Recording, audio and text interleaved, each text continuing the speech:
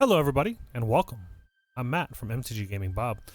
Today I'm going to do a deck tech on Kinnan, Bonder of Prodigy. This is a $200 budget deck that I entered into the Jake and Joel Are Magic's league that they run every month. If you check out their Discord, they run a league that varies from month to month. Some months are pre-con budget leagues that are like budget at $100. This month, they've got a league that is $200 budget, no pre-con requirements, so you can just grab any commander you want, $200. The only thing that's banned is Thassa's Oracle.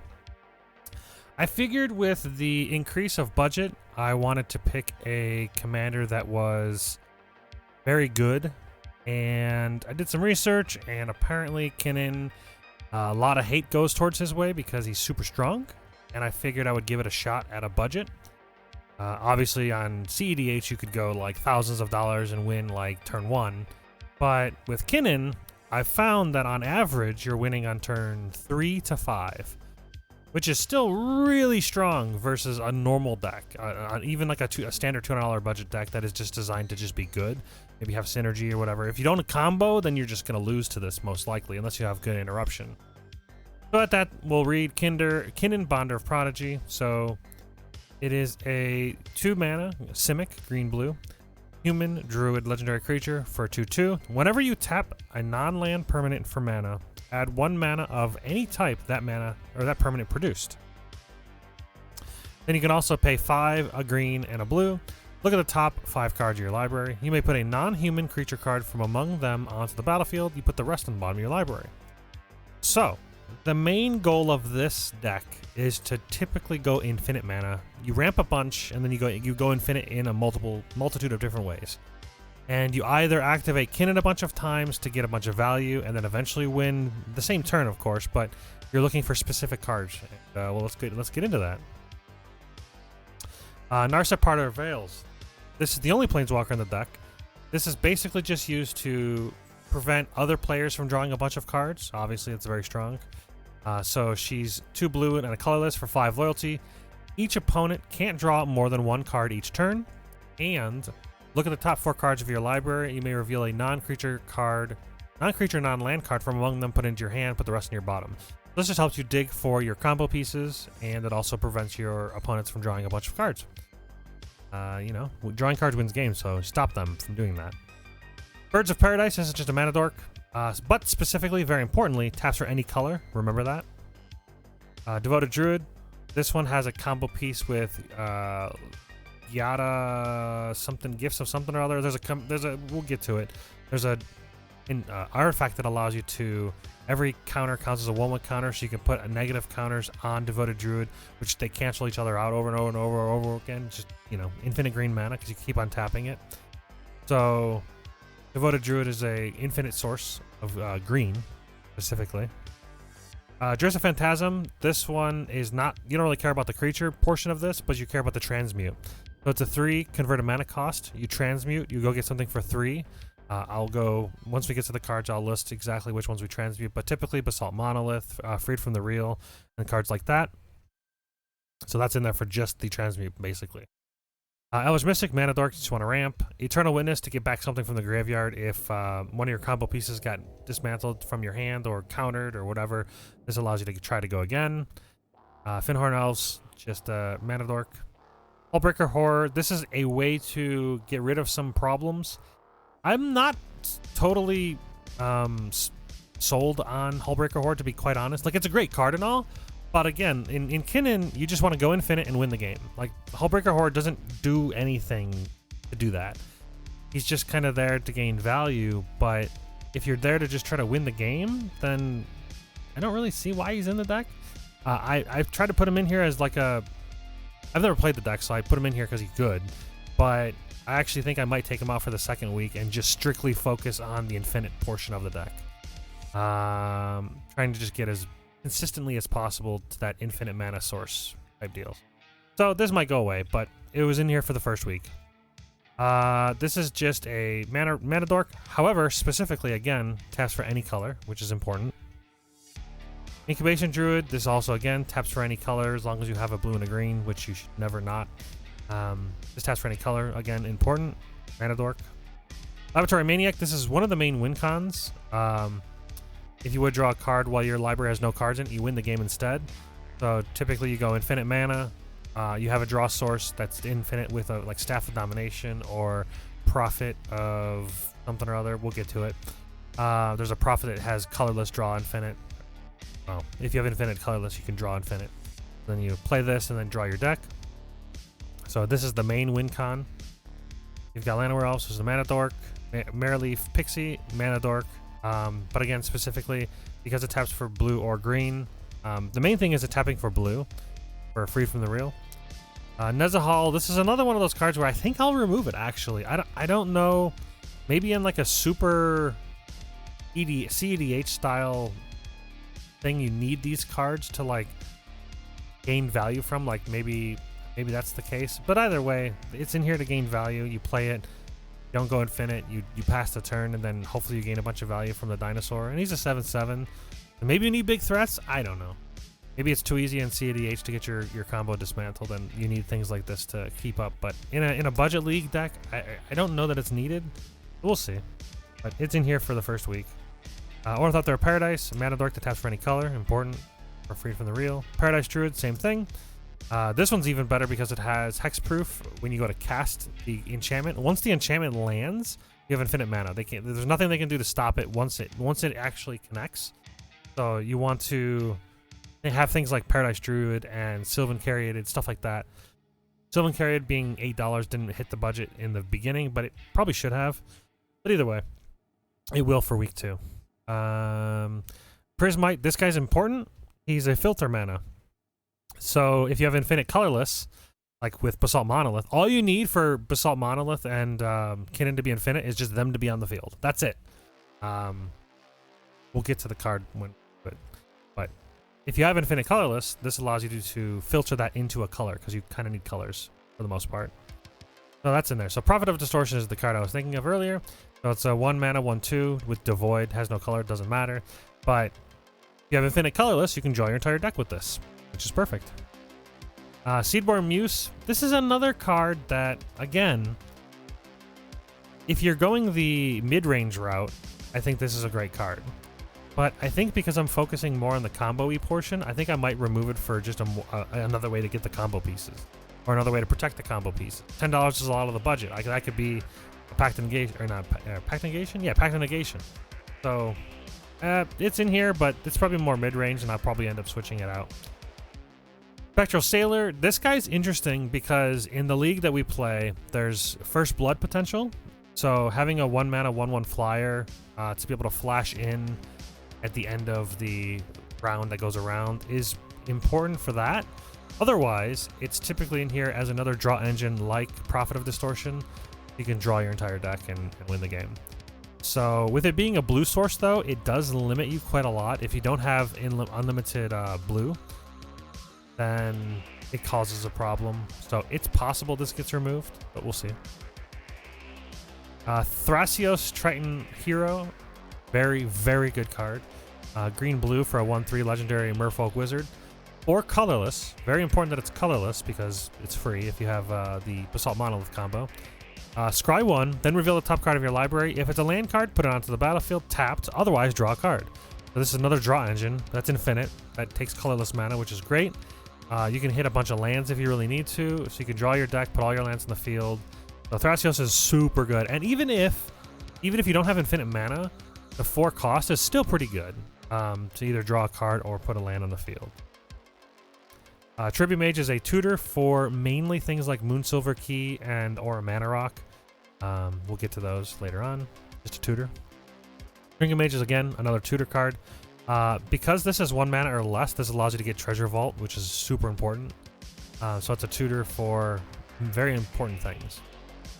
This other card here, Tribute Mage, also can get Isochron Scepter, which is a potential combo piece depending on the situation. So, Tribute Mage is pretty good. Trinket Mage also, tutor good.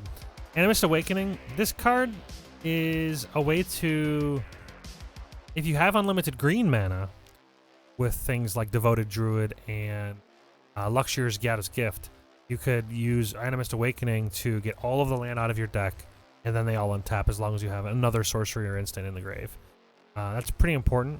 So It's a solid card. I wouldn't say it's required, because like, what if you just have this and you just get a bunch of land? It doesn't really help you to actually like win the game. It just gets a bunch of land. But there are times where I've cast this for like, I've ramped a bunch and I don't really have anything else, and I've got this, and I just ramp a bunch more with a bunch more land. Maybe this helps you hit treasure vault that you need. If you have infinite green, then you hit the treasure vault and you're good to go. I guess I could see an argument removing it in place of something that actually goes and specifically gets a combo piece, but it's been pretty fun in playtesting. Fabricate, this lets you go get an artifact. Put your library for an artifact card, reveal, put it into your hand, so this lets you get any of the combo pieces you need for 3. It's pretty cheap. You got Finale of Revelation. This is a draw X spell, so 2 mana, or 2 blue, draw X. If X is 10 or more, instead, you shuffle your graveyard into your library and then you draw X cards. Untap 5 land. You have no maximum hand size for the rest of the game. Exit Finale of Revelation. This one, it doesn't always need to be for 10 or more, but if you happen to have specifically 2 blue and then you go unlimited colorless, but you don't have anything to put it into, you could draw your entire deck, untap 5 lands, and then you definitely have the win right there. So this is definitely a win con for sure. There are times where like you only have enough blue sources to cast this and infinite mana, and if you don't have anything else, this allows you to get there.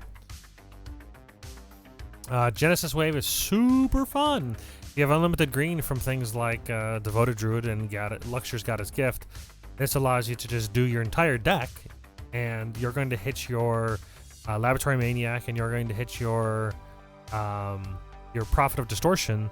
So you just say X is 100 or whatever, and you're revealing your entire deck. Everything hits the field, and then Prophet of Distortion hits the field. And then you draw the last card, and you win the game with Lab Maniac. Gitaxian Probe is basically a free look at somebody's hand to make sure you have the right way to go. If you want to combo off, this allows you to look at their hand, see if it's good to resolve.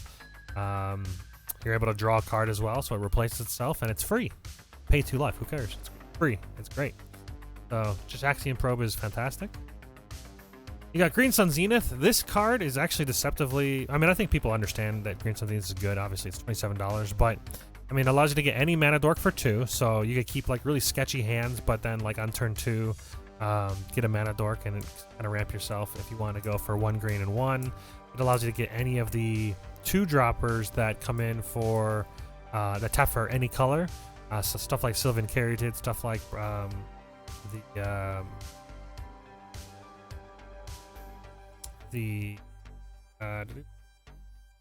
Maraleaf, stuff like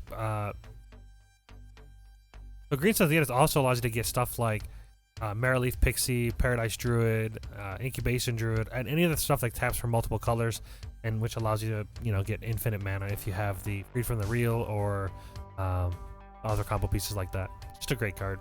Has to be a green creature, but all of the ones I just mentioned are green, so it's perfect.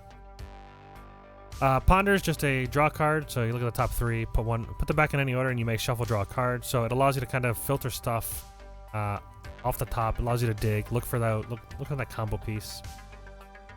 Regrowth is just another way to get something from your graveyard to your hand. This allows you to reclaim a combo piece or whatnot that gets like taken out, or allows you to get another draw spell to dig, or if you had to sack something, tons of different options for this. Regrowth's great. Solve the Equation. This is a nice tutor card for cheap. Only $2, and it's 3 mana, so it's a bit expensive, but it allows you to get things that allow you to tutor. You could do all kinds of... I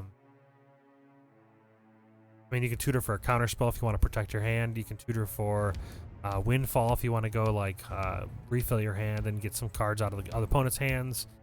Maybe you need like a really big draw spell. You can go grab that. It's just super flexible and it's cheap.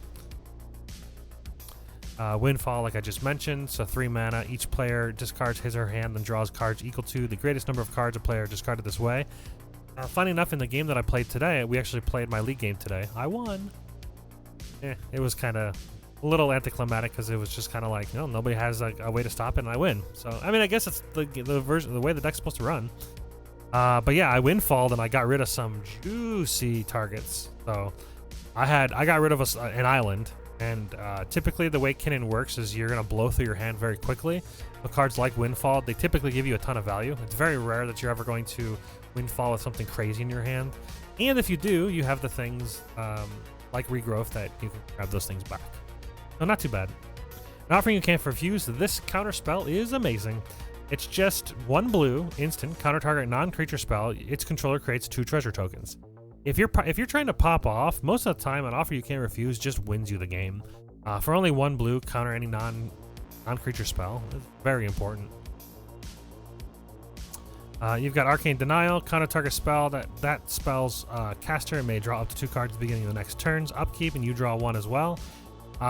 Ideally, there won't be a next turn, so this doesn't matter. This is just basically a 2-mana counter spell.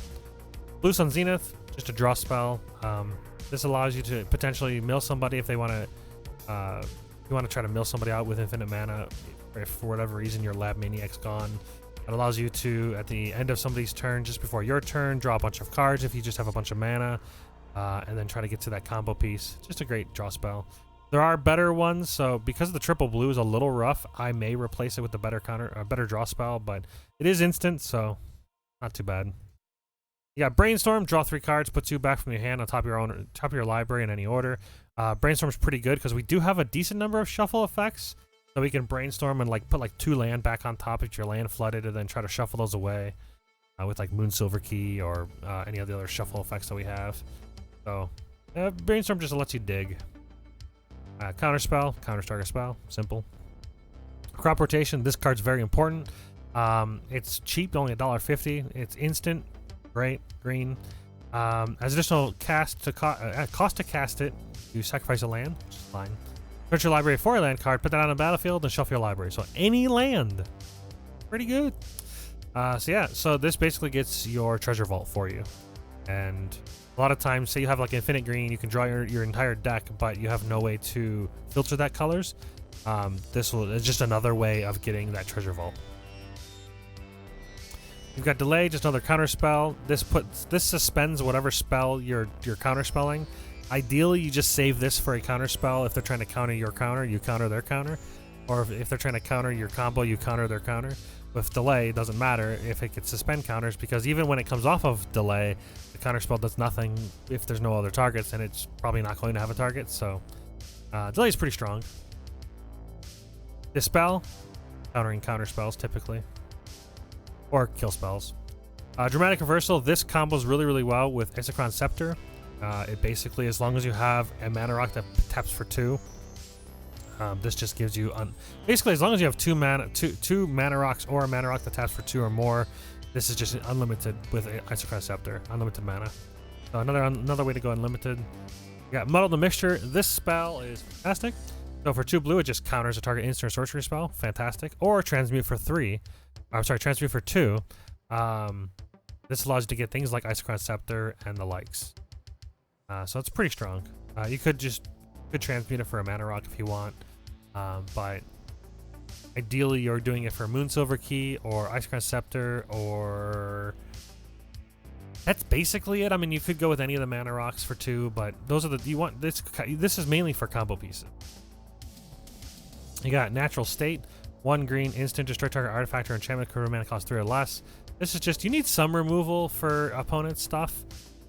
You could go full on, like just try to only go combo and only care about yourself and protecting your combo.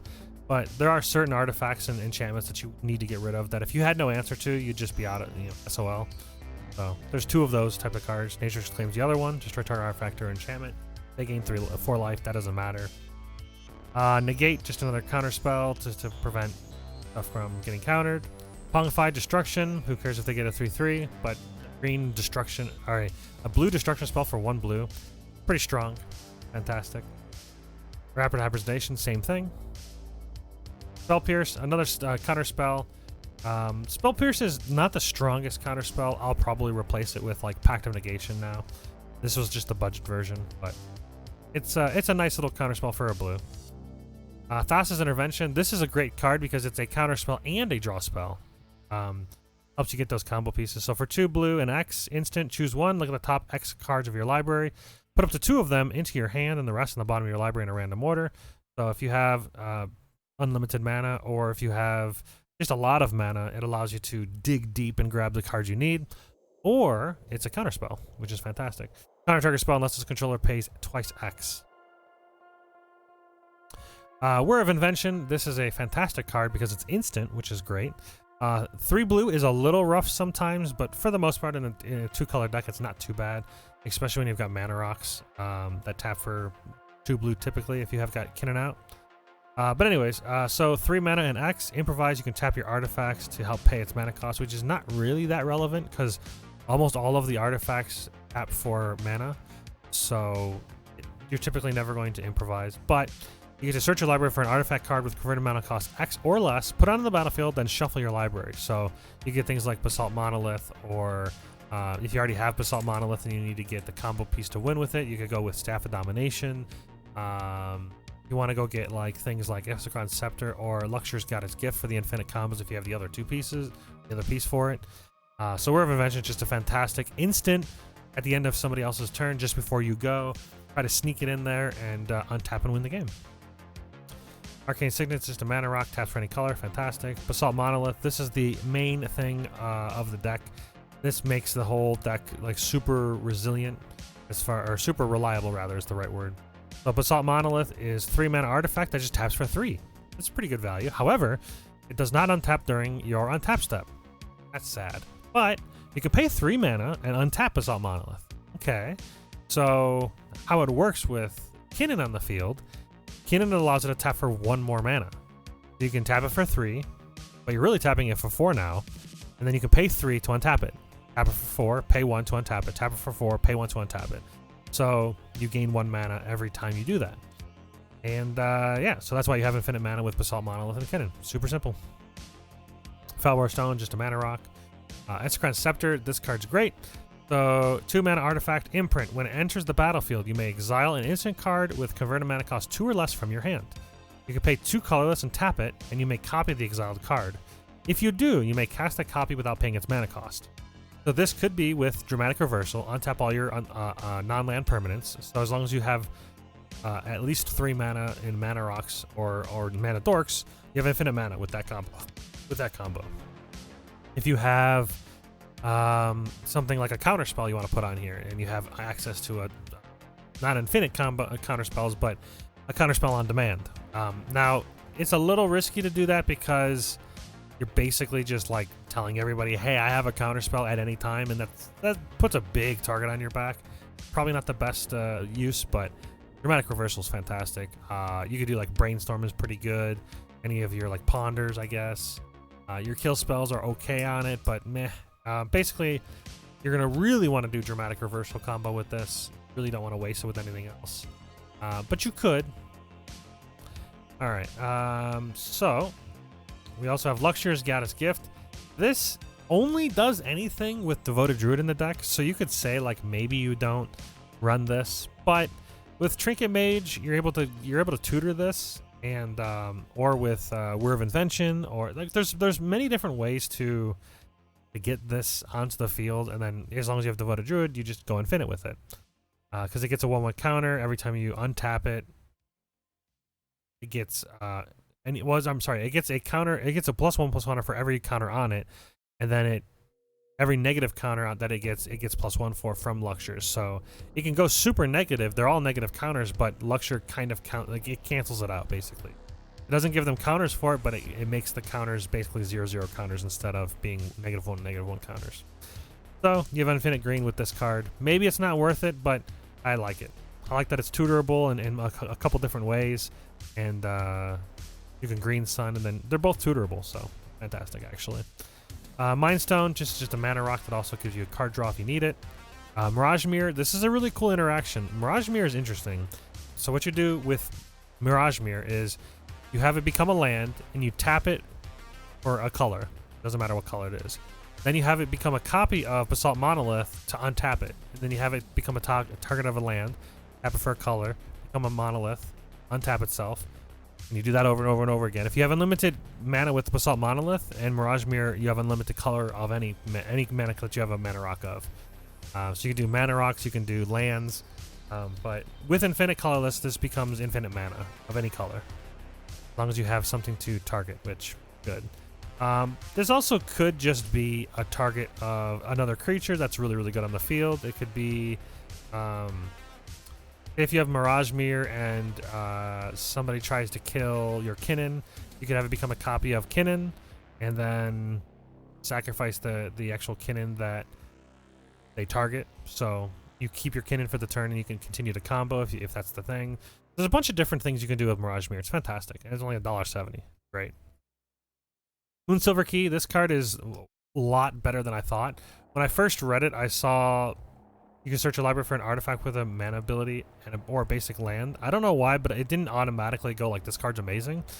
But, so 2 mana, you play it, tap 1, sack it, search your library for an artifact card with a mana ability. You know what? Basalt Monolith has a mana ability. You know, it's also an artifact with a mana ability is any of your mana rocks. Also, your treasure vault. All of these things are all fantastic cards you can tutor with Moonsilver Key. And it's a 42-cent card. Great. Prismatic Lands, just a mana rock. Signet, also mana rock. Soul Ring, mana rock. Springleaf Drum, mana rock, but in a better way. So Springleaf Drum is very cool. So you could play your commander and then tap Springleaf Drum to tap your commander, and then also ramp even further. So, or any other creature that doesn't normally tap for mana can now become a creature that taps for mana. Very, very important. Springleaf Drum's great. Staff of Domination. This card is fantastic. With Basalt Monolith, Kinnan, and this, you have unlimited life. You have unlimited taps of creatures. You have unlimited card draw, and you can tap unlimited number of creatures. So you can clear the way of any. If you want to do combat, you can clear the way. You can draw your entire deck. You can gain infinite life. Just with those 3 cards, you basically win the game on the spot. Fantastic. Talisman, just another mana rock. Freed from the Reels. This is another piece of the combos. There's one other one, Penman's Aura, I think it is. Like a $10 card versus this is a $3 card. So I think Penman's will probably go in here for the 2nd week. But so with Freed from the Reel, this goes on any creature, any mana dork that taps for blue. If it taps for anything, that's cool. But if it taps specifically for blue, that's all that matters. Because with Kinnan, it'll tap for 2 blue. And then you can pay 1 blue to untap the creature, tap for 2 blue, 1 blue to untap the creature, and you can do that over and over. If it taps for any color, you can go tap for 2 blue, use 1 blue to untap it, tap for 2 green, use a blue to untap it, tap for 2 blue, and alternate that way so you have unlimited colors of anything, blue or green. If it taps for anything, you can have unlimited for whatever reason, any other color, as long as you keep alternating with the 2 blue. So Freed from the Reel is a pretty crucial piece. This can be tutored via the Phantasm creature, which is pretty great. So you want to be able to tutor stuff like that. You could also go grab, I guess it's really the only tutor, the Drift of Phantasms. Any other tutors? No, I guess if you just draw your whole deck, that's also a tutor. But if you're already doing that, probably already win.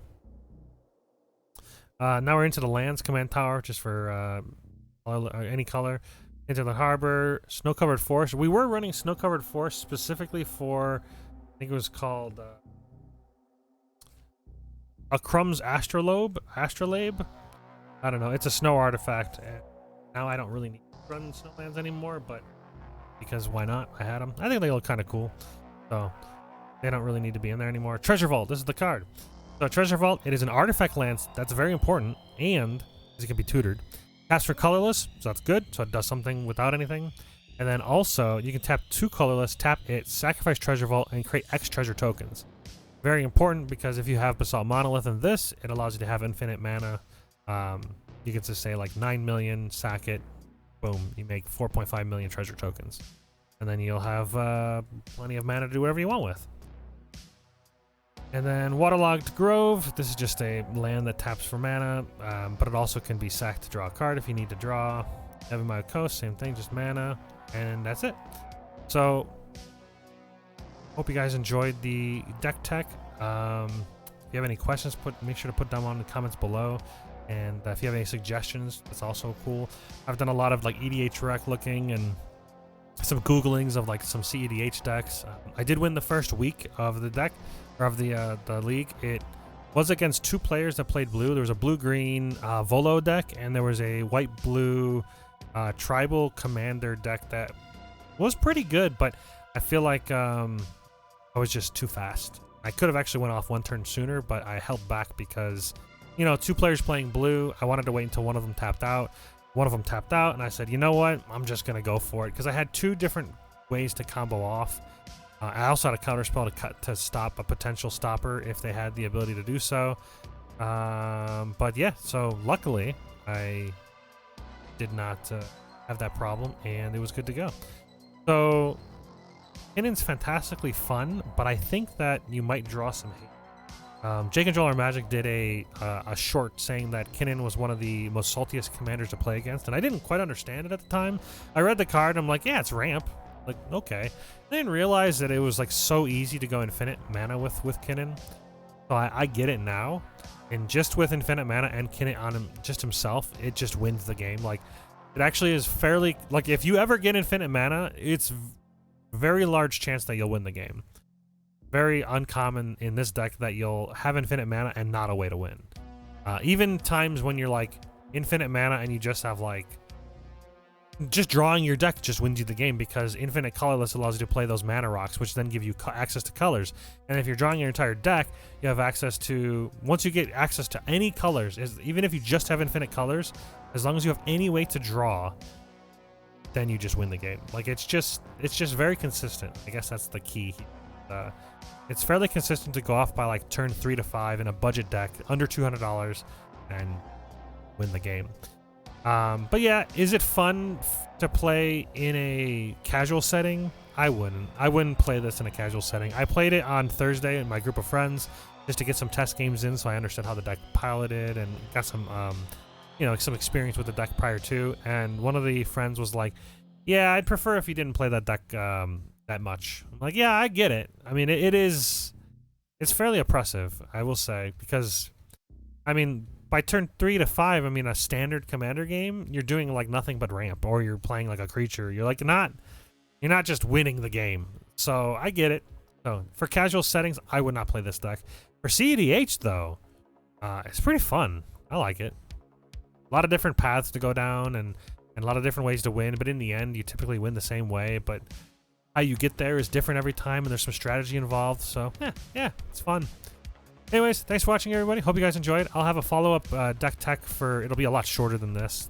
Typically, my deck techs are like 30 minutes, but then the updates, because we get an extra $100 per week to add updates to the deck, and those should be around maybe 10 to 15 minutes. So, hope you guys enjoyed. Hope you guys follow along. Every week, I'll try to stream the games live, and then you guys can watch it live and hopefully enjoy. So yeah, thanks for watching. Hope to see you guys next time.